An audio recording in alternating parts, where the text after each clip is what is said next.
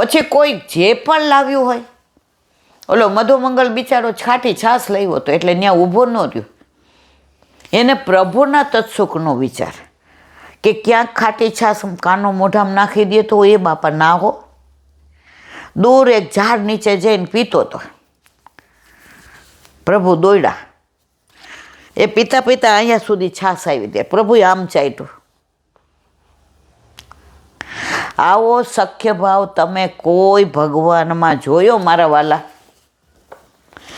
આ ગોકુળમાં ભગવાન જ નથી એટલે કાનોડો વાલો લાગે છે. ભગવાન હોય તો બીક બહુ લાગે. આમ કરશું તો આમ થશે ને આમ. આ તો આપણને કાંઈ પણ લીલાની વાત આવે ને એટલે આપણો હોય એવું લાગે. બીજા ભગવાનને આપણી વચ્ચે અંતર રહે છે. આમાં અંતર નથી રહેતું. કાનોડો મારો ને હું કાનાની.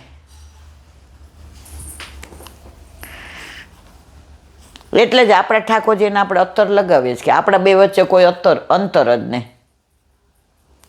પુષ્ટિ માર્ગમાં ભલે સુગંધી કહેવાય, આપણે ઠાકોરજીને જગાવીએ તોય હાથમાં સુગંધી લેવાની, પોઢાડીએ તોય. કારણ કે આપણા હાથ કેવા છે આપણે જાણીએ છીએ.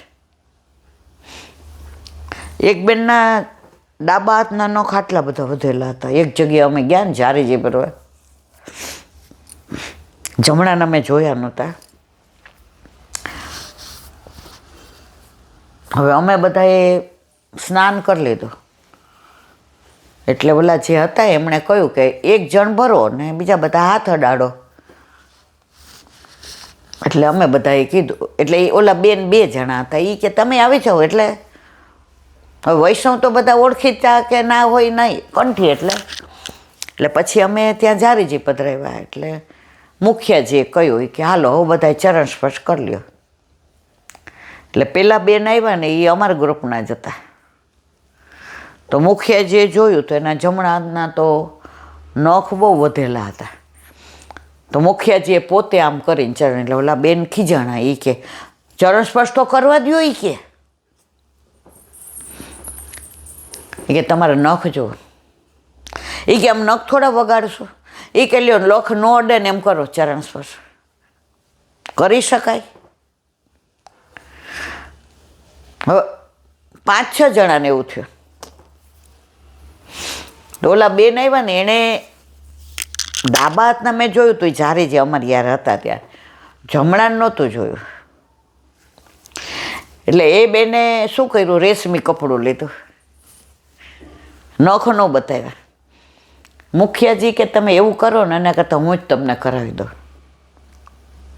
બહાર નીકળીને બેન ખૂબ રડ્યા. એ કે હું અમેરિકાથી આવું છું ને ખાસ અહીંયા બધે જારીજી ભરવા, અને મને ચરણ સ્પર્શ હું ન સ્પર્શ કરી શકીને મારા હાથને ન થાય ને. ત્યારે અમારા ગ્રુપમાં એક નેતા હતા. એણે કીધું મુખિયાજી આ નખ કાપી નાખે ને ફરી સ્નાન કરે તો? એ કે ના હવે આજે નહીં કાલે. ઓલા બેન રોકાણા બીજે દિવસે જારીજી. અને ત્યારથી મુખિયાજી કે પછી અમે ગયા પાછા. એ કે એણે નિયમ લીધો કે હવે કોઈ દિવસ નખ નહીં વધારો. જે મારા પ્રભુના તત્સુખનો વિચાર ન કરે એવી ફેશન કરવાનો મતલબ શું?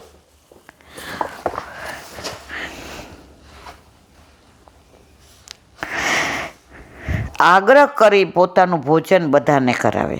જેમને દહીં ભાત મળ્યો નથી તેઓ ફરિયાદ કરે છે. તે વખતે કૃષ્ણ કનૈયા કહે છે, જીન નહીં ચાખ્યો સુન મેરે ભૈયા મેરી હથેરી ચાટ આજ દધી મીઠો મદન ગોપાલ ऐसो स्वाद हम कबहू न चाख्यो ऐसो स्वाद हम कबहू न चाख्यो सुन गोकुल के नाथ आज दधी मीठो मदन गोपाल આવા પ્રેમભર્યા ભોજનનો સ્વાદ આવો જ હોય ને. શ્રી કૃષ્ણ કનૈયાનો આ સખ્ય ભાવ કે સખા ભાવ સર્વાધિક મધુર છે. શ્રી ઠાકોરજીની લીલાનું વિસ્મરણ અને લૌકિક સ્વાભાવિકતામાં જ સખ્ય ભાવ પરિણામે છે. માટે વલ્લભ કહે છે સખ્યમ મધુરમ. દયારામભાઈના ચંદ્રાવલા. કાલે આપણે 51માં ચંદ્રાવલામાં બધાનું કે ભાઈ માછલી જળ મારીએ ને ગંગાજીમાં તો એને ગંગા સ્નાનનું મળે નહીં. પછી તમે માળા ફેરવતા હો ને મન ક્યાંય દોડતું હોય ને તો એ તમે લાકડાના મણકા જ ફેરવો છો. પછી કે નટ પોતાની કલા બતાવે પણ એનાથી ને રામનું કલા બતાવે તો રામ નથી બની જતા. નકલી વેશધારી બનવાથી કે પોતાના નિજ સ્વાર્થ માટે કરેલું કર્મ તે ફળરૂપ નથી. બધામાં સાચો સ્નેહ જોઈએ. આ બાબતમાં કવિ શામળ શું કહે છે તે જોઈએ. જટાધરે વડવૃક્ષ પતંગની જ બાળે કાયા. વડને પેલી વડવાયો હોય છે ને એને કહે છે જટાધરે વડવૃક્ષ. પતંગની જે પતંગિયા ઓલામાં ફૂલમાં બીડાઈને પોતાની કાયા બાળી નાખે. જરચળ જળમાં નાય. જુઓ માછલીની તો બધા રોજ જળમાં જ નાતા હોય છે.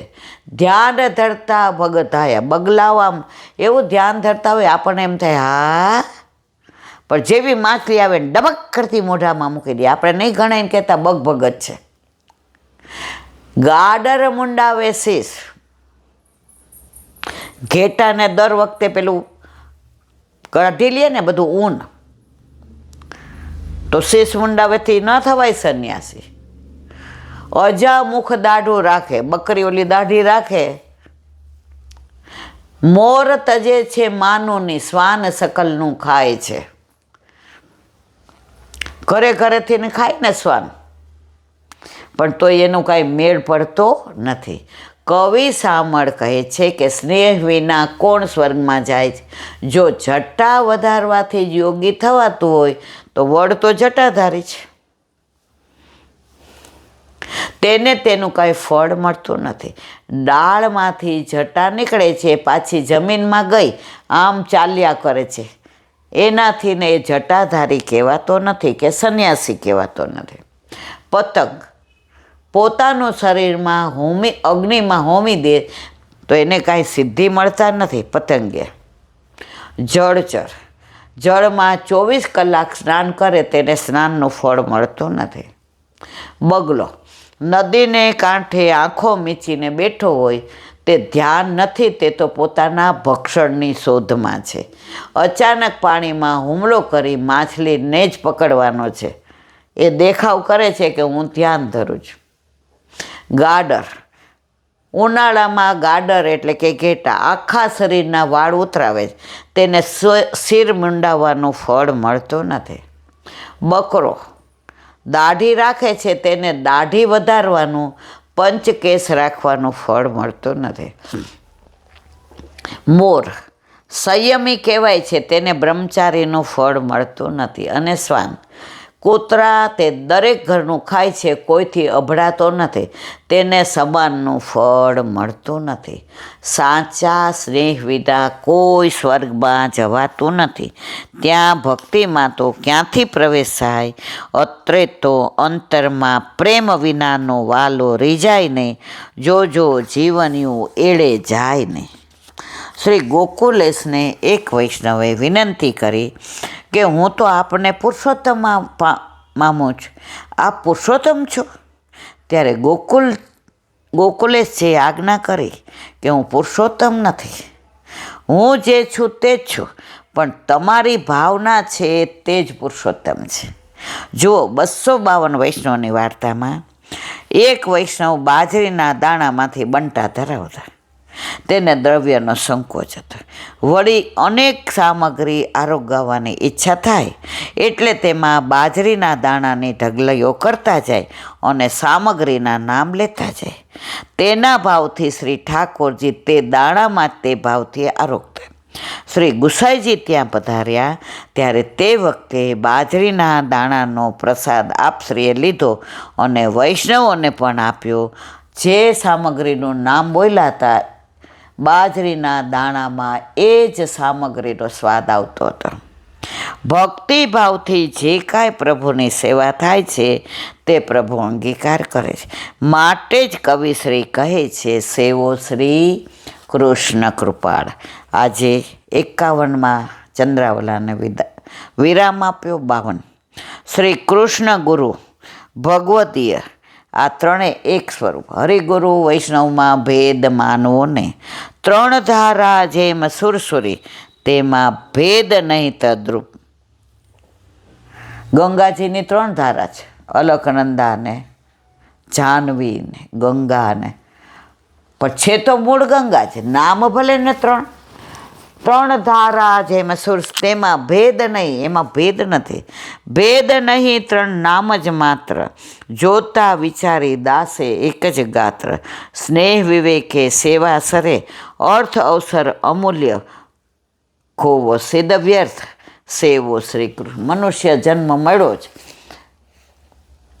પ્રપંચ તારું મારું આ બધામાં જો વયો જાશે એડો તો પાછા 84 લક્ષનેમાં આવ્યા વિના છૂટકો નથી. સેવો શ્રી કૃષ્ણ કૃપાળ. બોલો વલ્લભ.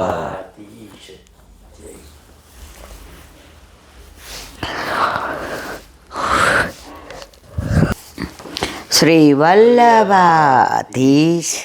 સુબોધિનીજીનું પાન વલ્લભ કરાવે તો થાય, અને સ્પર્શ કરવો આપણા બસની વાત ન. પૃથ્વી જે કહે છે કે પ્રભુ પધારી ગયા પછી મારી શું દશા છે, એને આશ્વાસન આપતા હોય પરીક્ષિત કહે છે, વળી તમારું રક્ષણ ન કરવાથી દોષ થાય તે માટે જ માત્ર તમારું રક્ષણ કરવાનું નથી.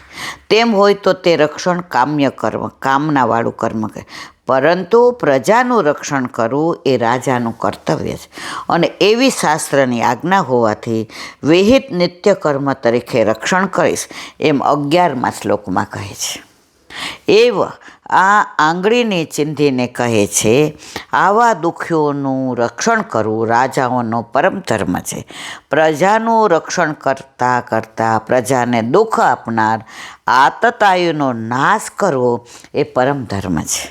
દુઃખીને દાન આપ્યા કરતાં તેમના દુઃખનો નાશ કરવો મોટો ધર્મ છે.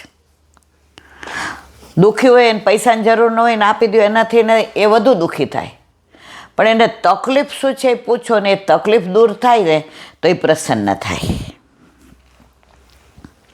તો કહે છે, અત એ ન વધિષ્યામી. મારા પોતાના ધર્મનું પાલન કરવા હું એનો વધ કરી. હું રાજા છું એટલે મારી ફરજ બની છે કે આ તતાઈને મારે મારવો પડે, પણ પ્રત્યક્ષ વધ કરવાથી અધર્મ નહીં થાય. ત્યાં કહે છે, પ્રજાના રક્ષણના કાર્યમાં આવા દુષ્ટના વધને પરંપરાથી ધર્મ જ માનવામાં આવે છે. તેથી કેમ મારશો? ત્યાં કહે છે, ભૂત દુહમ તે પ્રાણી માત્રનો દોહી છે. જે સર્વ પ્રાણીઓનો દ્રોહ કરે છે એનો વધ કરવાથી પ્રાણીઓને જીવન મળે છે. જો આનો વધ નહીં કરવામાં આવે તો આ દોષ ઘણાનો વધ કરશે. એટલે એકને મારી નાખું તો બાકી બધાનું રક્ષણ થઈ જાય. તેથી ઘણાના મરણ કરતાં એકનો જ વધ થાય તે સારું છે.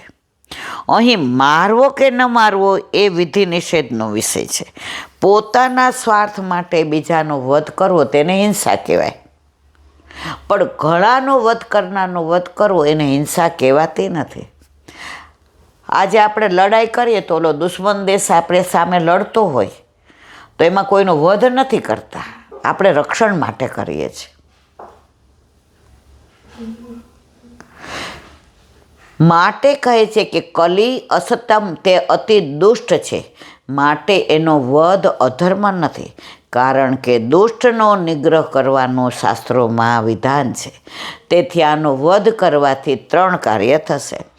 દુષ્ટનો વધ કરવાથી શાસ્ત્રની આજ્ઞાનું પાલન થશે, પ્રાણીઓનો દ્રોહ ન કરવાની શાસ્ત્રની આજ્ઞાનું પાલન અને દુઃખ દૂર કરવાની શાસ્ત્રની આજ્ઞાનું પાલન. સુરભીને સાંત્વના આપવા કલીનો વધ કરીશ એમ કહ્યું. હવે વૃષભને સાંત્વના આપવા પણ કલીનો વધ થાય એમ કહે છે.